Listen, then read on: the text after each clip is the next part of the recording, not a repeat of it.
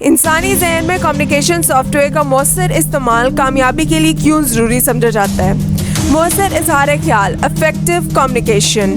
انسان اس دنیا میں قدم رکھتے ہی کمیونیکیشن شروع کر دیتا ہے اور زندگی کے آخری سانس تک یہ کمیونیکیشن جاری رہتی ہے۔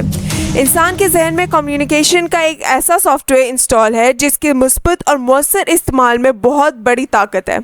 کمیونیکیشن اصل میں اپنے خیالات، معلومات اور پیغامات دوسروں تک پہنچانے کا نام ہے۔ اس میں کوئی شک نہیں کہ کامیابی میں مؤثر کمیونیکیشن کا بہت زیادہ عمل دخل ہے۔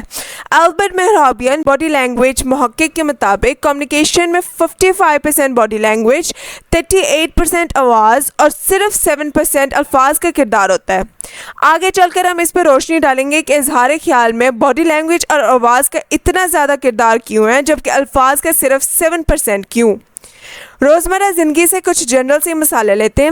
آپ کے ساتھ ایسا ہوا ہو کہ آپ کسی سے جھگڑا کرنے کی نیت سے نکلے ہوں اور واپسی پر معلوم ہوا ہو کہ آپ تو اس کے دوست بن گئے۔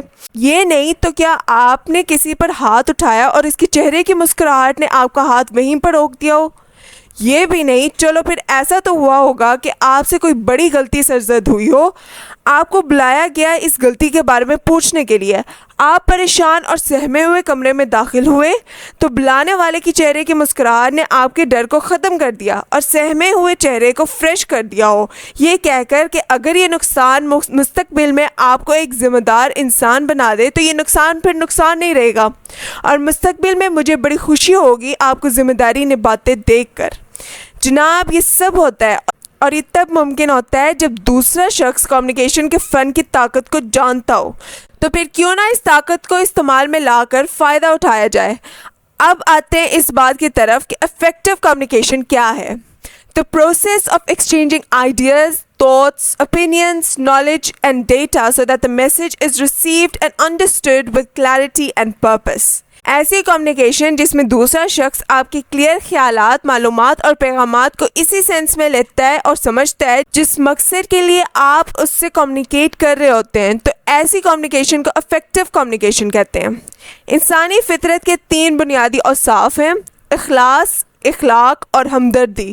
جس انسان میں یہ پائے جاتے ہیں تو وہ بائی ڈیفالٹ اس انسان کا کمیونیکیشن سافٹ ویئر افیکٹو ہوتا ہے، بس استعمال سے پہلے تھوڑی سی پالش کی ضرورت ہوتی ہے۔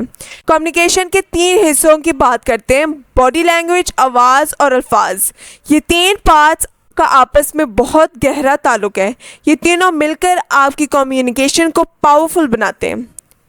باڈی لینگویج 55% رول ادا کرتا ہے۔ فرض کریں کہ آپ کے پاس اچھا میسج ہے، الفاظ بھی اچھے ہیں، مگر اس پیغام اور الفاظ کو لے کر آپ سٹیج پر جاتے ہیں تو آپ کی ٹانگیں کانپنا شروع ہو جاتی ہیں، آپ کی آواز بیٹھ جاتی ہے، آپ کا چہرہ آپ کے پیغام اور الفاظ کا ساتھ نہیں دیتا تو سامعین بیزار ہو جائیں گے اور آپ کا پیغام اور الفاظ بے معنی ہو کر رہ جائیں گے۔